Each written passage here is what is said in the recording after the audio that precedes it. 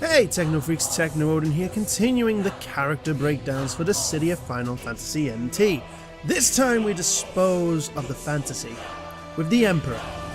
All you hold dear shall be mine. A marksman, the Emperor tactically controls the field, with a mix of annoying traps and persistent projectiles. His downside is he can easily be overrun due to a combination of slow movement and some odd design choices with his attacks. His neutral ground and air are Blue Soul and Red Soul respectively.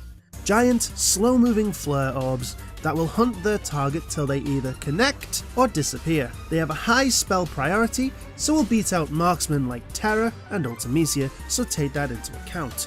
You can have one blue flare and two red flares out at once, so utilize this bullet hell to keep your opponent on their toes. His forward ground, Light Crest, creates a magic turret that hunts its targets while also firing little projectiles. It has good range from the start and lasts for a good amount of time, but it takes forever to come out as he, the Emperor, needs to draw out the damn symbol to create it. Add this to Blue Soul and Red Soul to help deal with your own enemy, or cast it on the players targeting your teammates to help relieve the enemy pressure.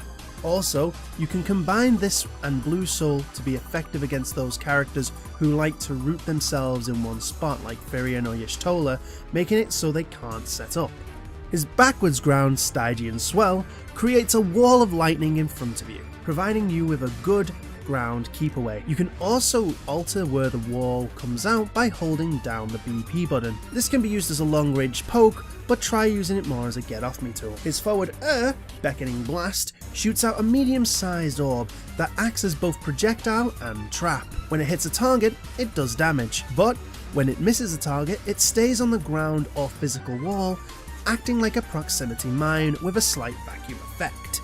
The attack can be aimed by holding down the BP button and moving the left stick to get into the right position. The mine will disappear after a set amount of time, or by firing another blast into another part of the arena. However, it will not cancel out if another blast hits the opponent, meaning you can try for some crazy setups.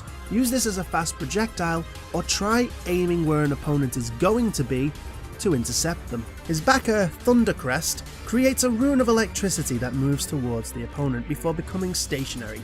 If it connects, it will lock the enemy into a place for a few seconds before sending them flying. This move once again is one of those moves he has to draw out, so throw it on people who aren't aiming at you or use it on a summon crystal for some safe hits. His dash attack is mine. Not mine as in I own it, mine as in the little orbs that go boom. This move has Emperor create a bunch of tiny little bombs around him, acting as a deterrent to people coming in for an attack.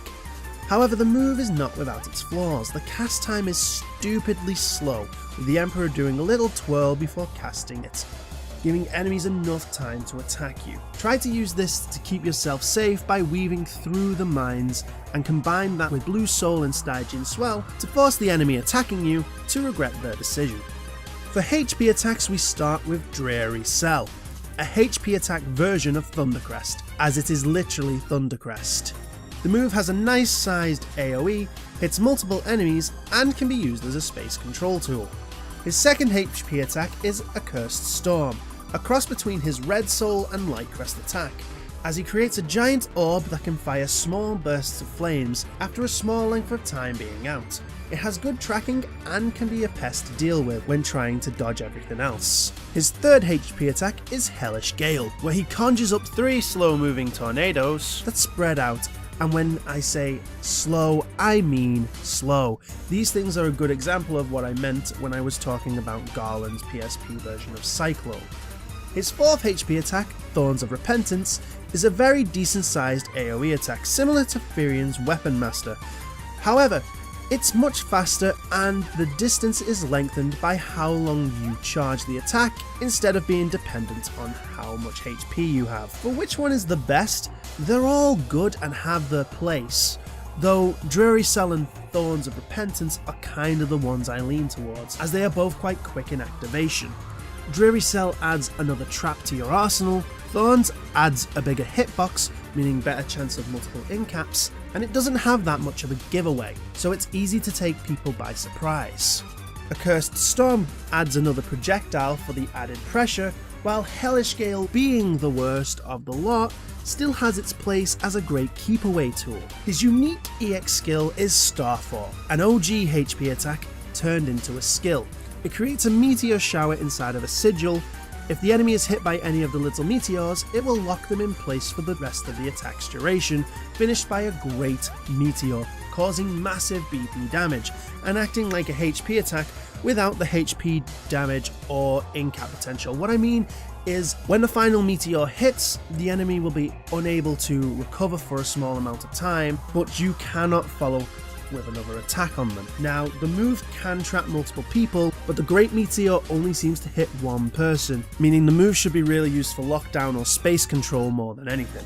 For general skills, I feel I would go with either Teleport or Bravery Conduit as your main skills to run off. Opposite to how I use Teleport for a Vanguard, I would use this more of a safety tool than an offensive tool for the Emperor. Use Teleport to get back to your teammates if you overextend, as an overextended and isolated Emperor is only good for the enemy. Bravery Conduit is a large AoE BP draining field, damaging any enemy inside it, so this adds to your already high space control, as people will now have no choice but to get out of said field before they lose too much BP, keeping them on their toes. Now, the skills I think go well with these are HP regen, Mighty Strikes, and BP regen. Now, HP regen, Mighty Strikes, and BP regen all work great with Teleport for a mix of self-buff and support, while an odd combination of Mighty Strikes and Bravery Conduit will make you an absolute danger, and is great for an Emperor that wants to focus offense, keeping the enemy under pressure. I'd also like to add a small addition here where I think you could try Vacuum and Enfeeble together to go round up enemies in one space, to land some AoE attacks or hit Starfall for the lockdown, but more on those skills when we come to a character that really excels with those. Now, for team comp, like I said last video, Emperor and Furion make a great team, and throw in someone like X-Death that can keep the enemy skills on lock, or a good buffer like Kuja or Ramza, and you are golden. Focus on controlling your field. Don't let the enemies get a chance to do what they want to do. Now, summon-wise, it's pretty much a Furion repeat: Ifrit, Shiva, Ramu, Odin, but also try Leviathan if you do run Vacuum and Enfeeble, as Enfeeble's cooldown is brutally long, and Levi kind of helps sync Starfall and Enfeeble's timing together. The future isn't yours to give or take. Okay guys, that's it for today's breakdown. Don't forget to hit the subscribe button, hit the bell thingy, and share this video.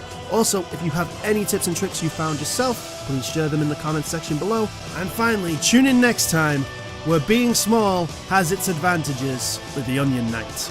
But until that day, this has been Techno Odin. Take care.